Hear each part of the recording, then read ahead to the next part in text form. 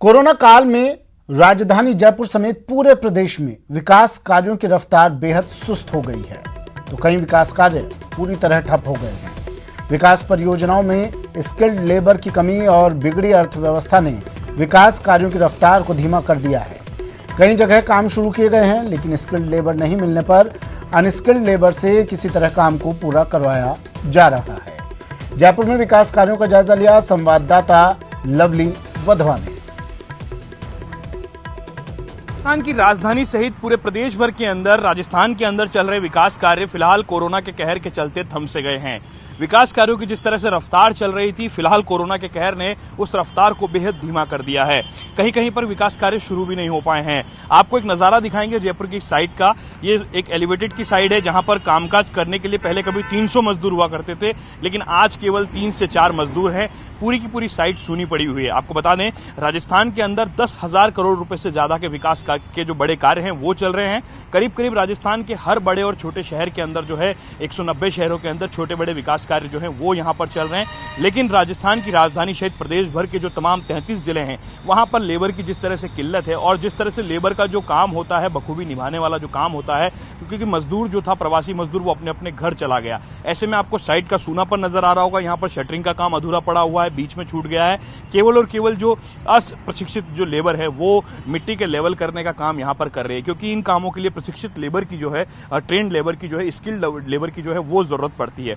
ऐसे में अब लेबर को लाना सरकार के लिए एक बड़ी चुनौती है, लेकिन साथ साथ में मंदी और अर्थव्यवस्था की बुरी हालत के साथ में इस कामकाज को शुरू करना और जनता को विकास के कार्यों की सौगात देना, ये सरकार के लिए इस वक्त एक बड़ी चुनौती बना हुआ है, बड़ा टास्क बना हुआ है। हालांकि सरकार के मंत्री इस बात को स्पष्ट कर चुके हैं कि मुख्यमंत्री अशोक गहलोत ने जो भी घोषणाएं की हैं उन्हें वो जरूर पूरा करेंगे।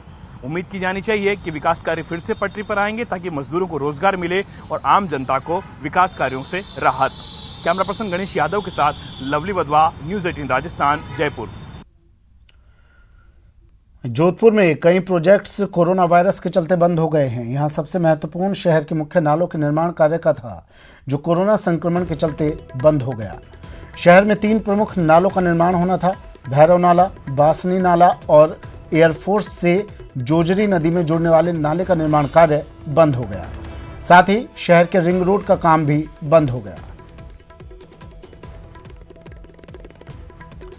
ऐसे 1 दर्जन प्रोजेक्ट थे जिनका निर्माण कार्य कोरोना संक्रमण की वजह से बंद हो गया है। जायजा लिया संवाददाता ललित सिंह ने। दुनिया में महामारी बन चुके कोरोना संक्रमित ने लोगों को तो संक्रमित किया ही है, साथ ही विकास की रफ्तार को भी धीमे कर दिया है। बात जोधपुर जिले की करें तो यहाँ पे करीब 1 दर्जन प्रोजेक्ट ऐसे थे जो इस 2 महीनों में पूरे होने थे, लेकिन कोरोना के चलते लॉकडाउन लगा। 3 महीने लॉकडाउन रहा और उसके बाद अनलॉक में भी अब उसकी रफ्तार पकड़ नहीं पाई है।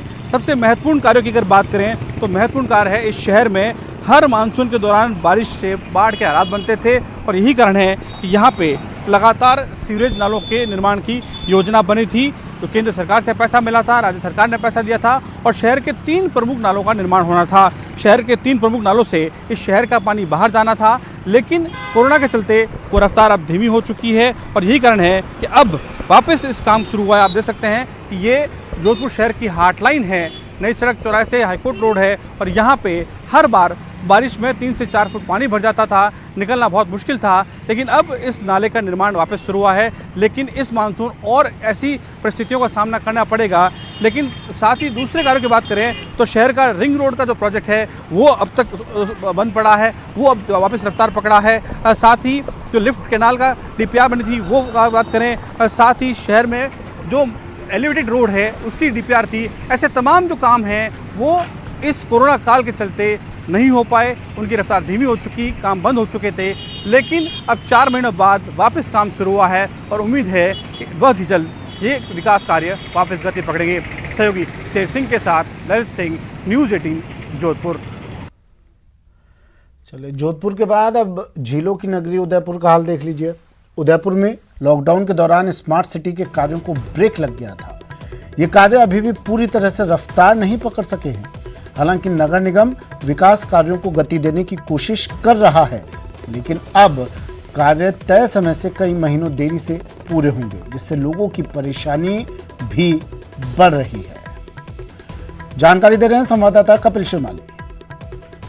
उदयपुर उन पहले 20 शहरों में शुमार है जिन्हें स्मार्ट सिटी बनाने के लिए केंद्र सरकार द्वारा तय किया गया था और स्मार्ट सिटी का काम बेहद तेज गति से शुरू भी हो गया, लेकिन लॉकडाउन के दौरान इन कामों पर विराम सा लग गया और अब कार्य की गति बेहद धीमी है क्योंकि लेबर की जो कमी है वो यहाँ पर देखने को मिल रही है। आप देखिए, हम इस समय उदयपुर शहर के सबसे प्रमुख बापू बाजार के अंदर मौजूद हैं। बापू बाजार ऐसा इलाका है जहाँ पर हज़ारों लोगों की आवाजाही प्रतिदिन देखने को मिलती थी, लेकिन लॉकडाउन से पहले यहाँ पर स्मार्ट सिटी के कार्य के तहत सीवरेज का कार्य शुरू किया गया, लेकिन कार्य पूरा होने से पहले ही लॉकडाउन लग गया और जो लेबर यहाँ पर काम कर रही थी उसमें अधिकांश लोग यहाँ से फिर अपने राज्य के लिए रवाना हो गए। ऐसे में इस कार्य पर काफ़ी हद तक ब्रेक सा लग गया था। हालांकि नगर निगम ने फिर कोशिश कर कार्यों जो विकास कार्य हैं उनको गति देने की कोशिश की है, लेकिन अभी भी बापू बाजार की स्थिति पूरी तरह से सुधरी हुई नज़र नहीं आती। करीब आधा बापू बाजार जो है वो यहाँ पर खुदा हुआ है और व्यापारी इसके लिए प्रदर्शन भी कर चुके हैं। व्यापारियों ने जो तय मियाद दी गई थी उस पर कार्य पूरा नहीं होने पर व्यापारियों द्वारा प्रदर्शन किया गया और स्मार्ट सिटी के जो पदाधिकारी है उनसे ये मांग की गई कि जल्द से जल्द ये जो कार्य है इसे पूरा कराया जाए। बहरहाल इसी तरह की तस्वीरें शहर के अन्य जगहों पर भी देखने को मिल सकती है जहां पर विकास कार्य संचालित हो रहे हैं। शहर के कई ऐसे इलाके हैं जहां पर स्मार्ट सिटी के तहत विकास कार्य चल रहे हैं, लेकिन अभी लेबर की कमी होने के चलते, लॉकडाउन जो लगा है उसके चलते यहाँ पर विकास कार्यों की रफ्तार धीमी जरूर हुई है, लेकिन अब नगर निगम ये कोशिश कर रहा है कि सभी विकास कार्यों को एक बार फिर रफ्तार दी जाए और जल्दी से जल्दी, क्योंकि लॉकडाउन के दौरान जो काम शुरू हुए थे और बाद में लॉकडाउन में जब बंद हो गए तो ऐसे में लोगों की परेशानियां काफ़ी बढ़ी। अब जब अनलॉक हो चुका है, लोगों की आवाजाही बढ़ी है और उस दौरान भी यदि ये कार्य पूरे नहीं होते हैं तो ऐसे में लोगों को काफ़ी परेशानी का सामना करना पड़ सकता है और यही वजह है कि नगर निगम अब ये कोशिश कर रही है कि इन विकास कार्यों को जल्दी से जल्दी पूरा कराया जाए। हालांकि अभी की स्थितियों को देखते हुए ये कहना मुश्किल होगा कि शहर के सभी विकास कार्य तय समय पर पूरे होंगे या नहीं, लेकिन दावा जरूर किया जा रहा है कि लोगों की समस्याओं को दूर करने के प्रयास किए जा रहे हैं। कैमरा पर्सन जमाल खान के साथ कपिल श्रीमाली, न्यूज़ 18 उदयपुर। कोरोना संकट का सीधा असर विकास कार्यों पर पड़ा है। कोटा में चल रहे कई प्रोजेक्ट अब तय समय पर पूरे नहीं हो पाएंगे।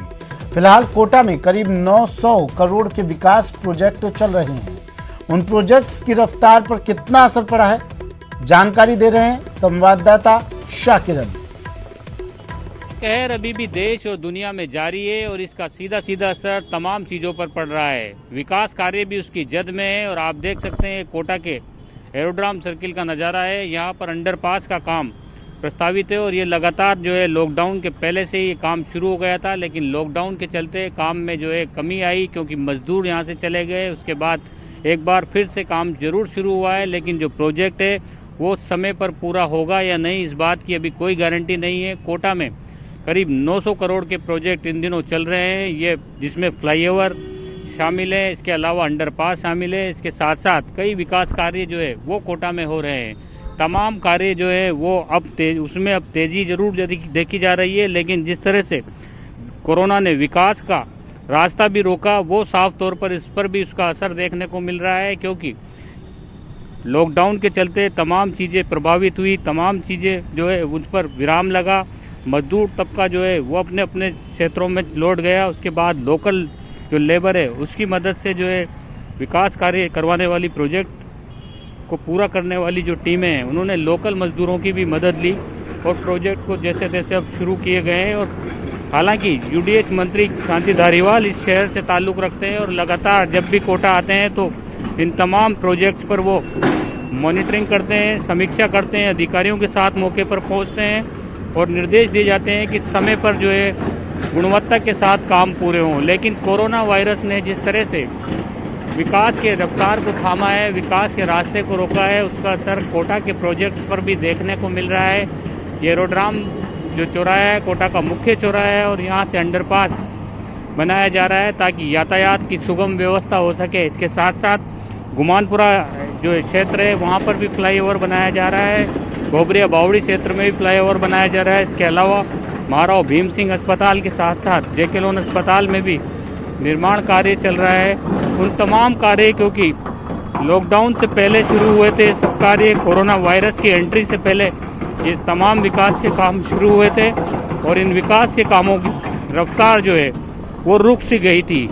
लेकिन जिस तरह से कोशिश यही की जा रही है कि अब प्रोजेक्ट जो है समय पर पूरे हो सके। कोरोना की वजह से दिक्कत हुई है आप लोगों को? ज़्यादा हुई है भाई, दिक्कत इतनी परेशानी ये है कि लेबर प्रॉपर तरीके से मिल नहीं पाती है। लेबर नहीं मिलेगी, मैन पावर कमज़ोर हो जाएगा हमारा। मैन पावर कम होने के बाद मशीन नहीं चल पाती प्रॉपर तरीके से। ये दिक्कतें तो है ही सही। डी वाटरिंग, सीपेज की यहाँ प्रॉब्लम ज़बरदस्त है ही सही। रोग का स्टेटा बहुत ज़्यादा हार्ड है। कैमरा पर्सन मुकेश शाकेवाल के साथ शाकिर अली, न्यूज़ 18 कोटा। वहीं बीकानेर में भी कोरोना संक्रमण की मार विकास कार्यों पर साफ देखी जा सकती है। कोरोना के चलते शहर में कई विकास कार्य रुके पड़े हैं, तो वहीं कई बड़े प्रोजेक्ट का काम भी ठप पड़ा है। ऐसे ही कुछ निर्माण कार्यों का जायजा लिया हमारे बीकानेर संवाददाता विक्रम जागरवाल ने।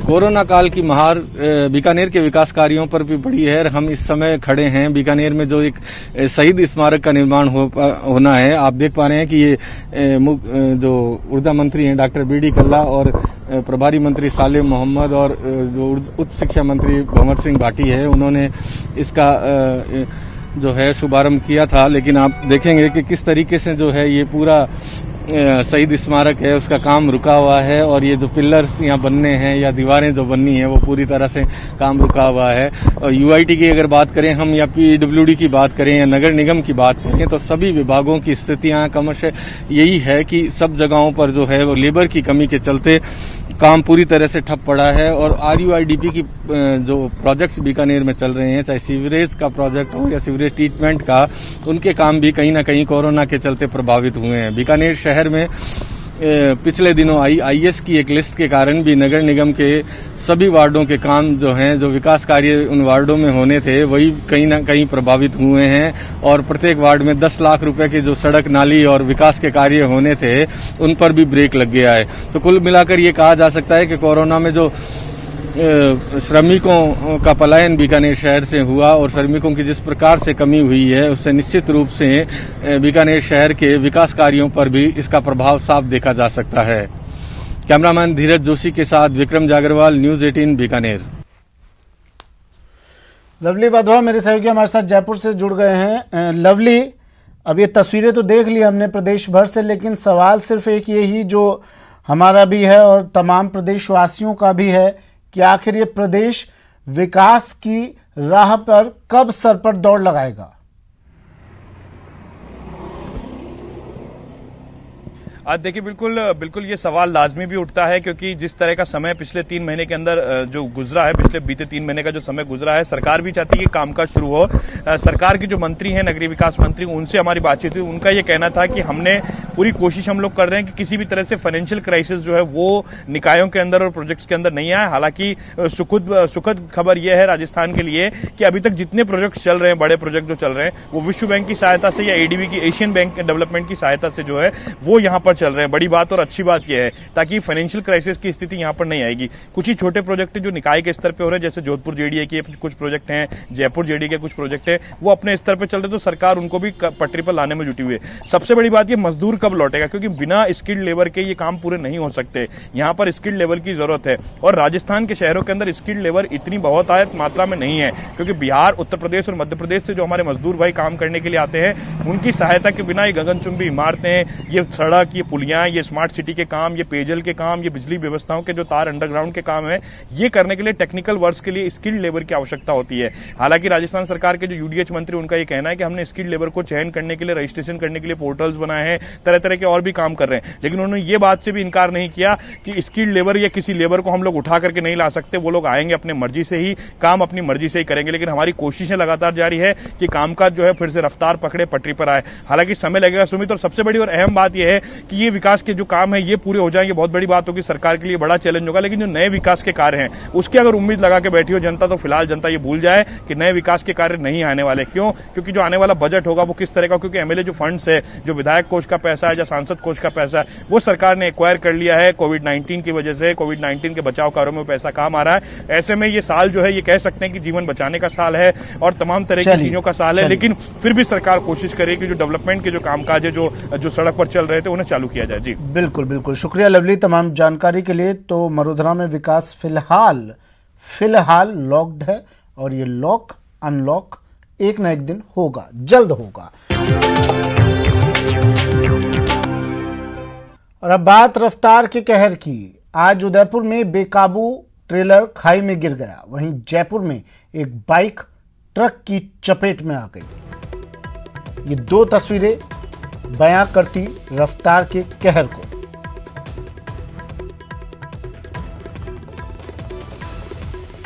सबसे पहले बात उदयपुर की कर लेते हैं। उदयपुर में ब्रेक फेल होने से एक ट्रेलर बेकाबू हुआ और खाई में जा गिरा।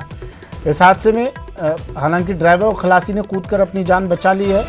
बेकरिया थाना इलाके की ये घटना है। बता दें कि उदयपुर के गोगुंदा पिंडवाड़ा हाईवे पर बेकरिया थाना इलाके में एक ट्रेलर ब्रेक फेल होने के बाद बेकाबू होकर खाई में जा गिरा। आक्यावर गांव के समीप ये ट्रेलर गोगुंदा की ओर से तेज गति से पिंडवाड़ा की ओर जा रहा था। गनीमत रही कि सामने से कोई वाहन नहीं आया था, वरना एक बड़ा हादसा हो सकता था। हादसा इतना भयंकर था कि ट्रेलर के केबिन के परखच्चे उड़ गए। वहीं ड्राइवर और खलासी ने सूझबूझ दिखाते हुए चलते ट्रेलर से छलांग लगा दी। सूचना पर बेकरिया थानाधिकारी सकाराम सहित पुलिस जाब्ता मौके पर पहुंचा और 108 की मदद से दोनों घायलों को सीएचसी अस्पताल पहुंचाया।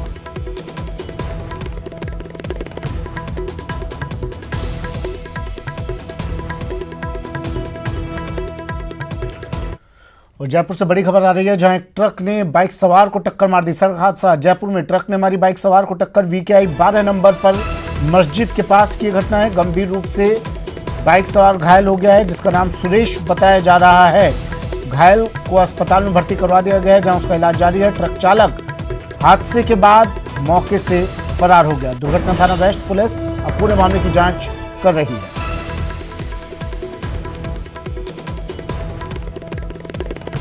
दो तस्वीरें टीवी स्क्रीन पर हादसे के वक्त की और हादसे के बाद की। भारी भीड़ मौके पर जमा हो गई। ट्रक ने बाइक सवार को टक्कर मारी और इसके बाद ट्रक चालक मौके से फरार। बाइक सवार को गंभीर चोटें आई हैं, जिसे अस्पताल में भर्ती करवा दिया गया है।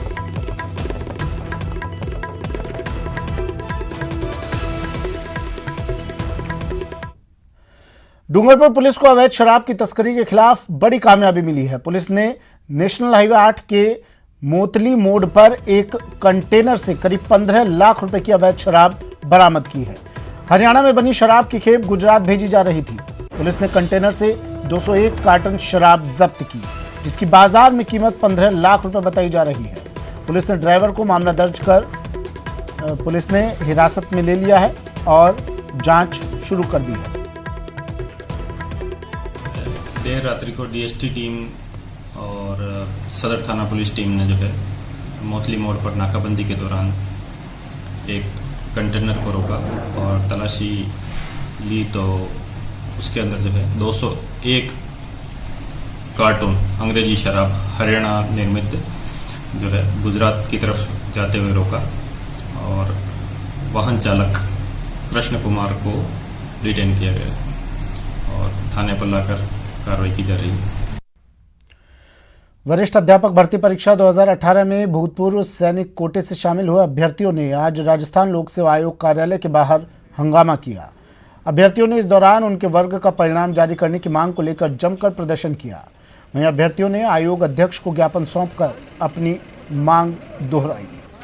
चलो आयो।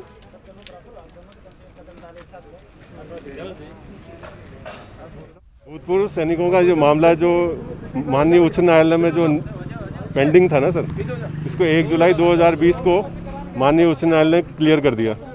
इसके बाद शिक्षा निदेशालय ने 3 जुलाई से 11 जुलाई तक मंडल आवंटन की प्रक्रिया ले ली है, जिसमें मतलब करीबन 50% भूतपूर्व सैनिकों के जो रिजल्ट्स हैं वो जारी नहीं हुए अलग अलग सब्जेक्ट्स के। तो अब ये अगर हमारे रिजल्ट्स जारी नहीं करेंगे इस तयशुदा में, तो हमें मंडल आवंटन की प्रक्रिया में शामिल नहीं किया जाएगा, जिसकी वजह से हमारे हितों पे गहरा प्रभाव पड़ेगा सर। हमारा सर अभी हमारी बीकानेर में और मंडल प्रोसेसिंग की प्रक्रिया शुरू हो गई है, तो यहाँ पे 11 तारीख को हमारी ज्वाइनिंग है, जबकि आरपीएससी ने अभी तक हमारे परिणाम भी जारी नहीं किए हैं। और इस चीज़ को लेकर सर पूरा भूतपूर्व सैनिक बहुत ही आहत है। हम आरपीएससी से, मुख्यमंत्री साहब से, सबसे उप मुख्यमंत्री साहब से, शिक्षा मंत्री साहब से निवेदन करते हैं कि हमारा जल्दी परिणाम घोषित करवाकर हमारे को नियुक्ति प्रक्रिया में। खबर अलवर से, जहां मशीन में एक व्यापारी का हाथ फंस गया। तेल स्पेलर मशीन में व्यापारी का हाथ फंसा। 1 घंटे की मशक्कत के बाद हाथ को बाहर निकाला जा सका। घायल व्यापारी को इसके बाद अस्पताल में भर्ती करवा दिया।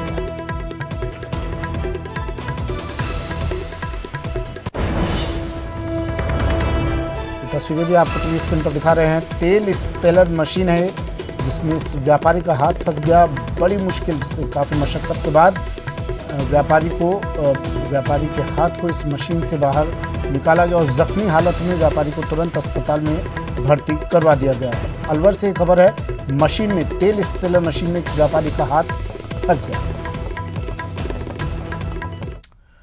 और चलिए अब आपको दिखाते हैं एक ऐसी तस्वीर जो कोरोना काल में डराने वाली है, जहां लोगों को ना तो कोरोना का खौफ है, ना ही सोशल डिस्टेंसिंग की चिंता।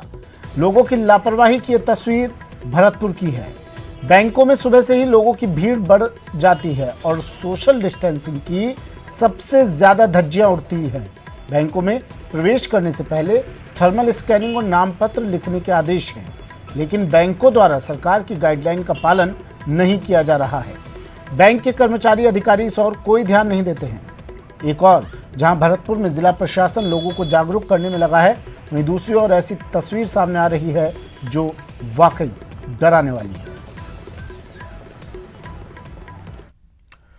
और अब बात टिड्डियों के कहर की। प्रदेश में टिड्डियों का कहर लगातार जारी है। धौलपुर के ग्रामीण इलाकों में भी टिड्डियों के दल ने अचानक हमला बोल दिया, जिसके बाद इलाके के बच्चों ने शोर मचाकर इन्हें भगाने की कोशिश की। तस्वीरों में आप देख सकते हैं किस तरह टिड्डियों के दल ने पेड़ों पर अपना कब्जा जमा रखा है। टिड्डी कहर प्रदेश में बढ़ता हुआ, और ये तस्वीरें इस बात की गवाही देती हुई टिड्डियों का कहर प्रदेश में। ये धौलपुर की तस्वीरें हैं। फसलों को पूरी तरह से नष्ट टिड्डियां कर रही है और इन टिड्डियों से बचने के तमाम जतन करते हुए न सिर्फ किसान, धरतीपुत्र, बल्कि अब उनके बेटे भी, उनके बच्चे भी इन टिड्डियों को बचने की कोशिश कर रहे हैं। शोर मचाकर इन टिड्डियों को खेतों से भगाया जा रहा है।